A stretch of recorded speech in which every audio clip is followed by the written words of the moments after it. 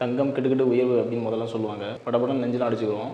இப்போ வந்து விண்ணை முட்டும் ராக்கெட் வேகத்தில் பறந்துட்டு இருக்கு அப்படின்னு சொல்கிறாங்க. இதெல்லாம் பார்த்தா இன்னும் நம்ம ஹார்ட் அட்டாக்கே வந்துடும் அப்படின்றத நினைக்காங்க. ஃப்ரீயாக விடுங்க. ஒரு மனுஷனுக்கு தேவையான விஷயம் என்னன்னு பார்த்தீங்கன்னா, உண்ண உணவு, உடுக்க உடை, இருக்க இருப்பிடம். இதுக்காக மட்டுமே மக்கள் தயவுசெய்து ஓடுங்க, உழைங்க. அதை விட்டுட்டு இந்த மாதிரி ஆடம்பரமான ஒரு விஷயத்துக்காக நீங்கள் பெருசாக யோசிக்க தான் அதை நம்ம தலையில் வந்து கட்டுறாங்க. இது கண்டிப்பாக வந்து மக்கள் வாங்கி ஆகணுன்ற ஒரு பிம்பத்தை வந்து உருவாக்கிட்டாங்க. வேறு ஒன்றுமே இல்லை. எது முக்கியம், லைஃப்பில் எது முக்கியம் அப்படின்னு நம்ம தெரிஞ்சால் மட்டும்தான் இதுலேருந்து ரிலீஃப் ஆக முடியும்.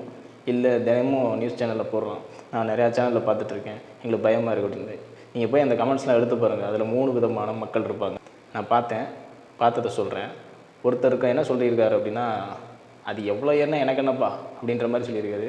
இன்னொருத்தர் கீழே பார்த்தீங்கன்னா, உனக்கு என்னப்பா நீ சொல்லிட்டு போயிடுவேன், வாங்க போகிறது நான் பொண்ணை பார்த்து வச்சுருக்கேன், எனக்கு தானே தெரியும் அப்படின்ற மாதிரி ஒரு விதமான மக்கள். இன்னொரு பக்கம் என்னென்னா, நீ எவ்வளோ ஏற்றுனாலும் நான் வாங்க தான் போகிறேன் அப்படின்ற மாதிரியான ஒரு விதமான மக்கள். இந்த மாதிரி 3 விதமான மக்கள் இருக்காங்க. இந்த 3 விதமான மக்களுக்கும் கம்பல்சரி இந்த நகை தேவைப்படுது அப்படின்ற ஒரு பிம்பத்துக்கு உருவாக்கிட்டாங்க. நீ என்ன தான் பண்ணாலும் தங்கம், ஒரு ஃபங்க்ஷன்னா ஒரு தங்கம் வேணும் அப்படின்ற ஒரு இடத்துக்கு போயாச்சு. அந்த குறைக்கணும் அப்படின்னா இப்போ இருக்கிற ஜென்ரேஷன் திருத்துறது கஷ்டம். வரப்போகிற ஜென்ரேஷனை வேணால் திருத்தலாம். ஒரு பையன்கிட்ட சொல்லி வளங்க, நீங்கள் வரதட்சணை வாங்காதடா, நானும் வாங்க மாட்டோம், நீனும் வாங்காத அப்படின்னு சொல்லி வளங்க. ஒரு பொண்ணுகிட்ட நீ கல்யாணம் பண்ணி போகிற இடத்துல எனக்கு நகை வாங்கி கொடுன்னு டார்ச்சர் பண்ணாதான் ஒரு ஈர்ப்பை குறைச்சிரு.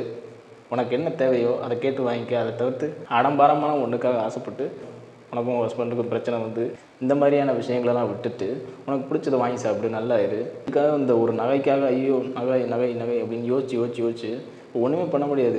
இப்போ நிறைய பேர் வந்து மத்திய அரசு, மாநில அரசு, ட்ரம்ப் இதெல்லாம் பற்றி யோசிச்சுக்கிட்டு இருக்கோம். ஒன்று தான், நீங்கள் உங்கள் மைண்டுக்குள்ளே இருக்கிறத யோசிச்சுக்கோங்க. உங்கள் மைண்டு என்ன சொல்லுது, உங்கள் மைண்டில் உள்ள ஈர்ப்பை குறைங்க. நான் நகையே தேவையில்லைன்னு சொல்கிறேன். ஒரு நகை 2 நகை வாங்கி வச்சுக்கோங்க, அவ்வளோதான், முடிஞ்சு போச்சு. ஆடம்பரமாக வாங்கி அள்ளி வச்சுக்கிட்டோம். ஒரு பொருளை பார்த்துட்டுமே நம்ம கொண்டு போய் ஒருத்தனை கட்டி கொடுக்கணும்னா நகை கொடுக்கணுமே அப்படின்றது யோசிக்காங்க. என் பொண்ணை கட்ட வரையா, உனக்கு நகை வேணான்னு சொல்லி என் பொண்ணை கட்டி கொடுக்குறேன் அப்படின்னு சொல்லுங்கள். இப்போ நான் சொல்லிட்டு போயிடுவேன், இது வேணால் சொல்லிடலாம்.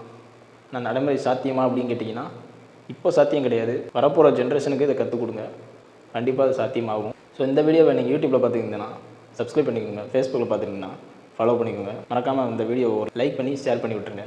தேங்க்யூ.